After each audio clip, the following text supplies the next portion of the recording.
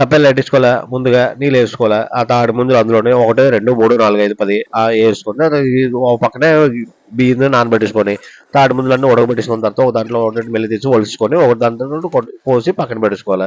ఇందులో ఒక గిన్నెలో వేసుకొని పచ్చిమిరకాయలు, పుదీనా, కొత్తిమీర, ఏపిన ఉల్లిపాయలు, కారం, పసుపు, ధనియాల పొడి, జీలకర్ర పొడి, గరం మసాలా అన్నీ కలిపేసుకొని పెరుగు మొత్తంగా కలిపేసుకొని ఒక పక్కన పెట్టేయాలి.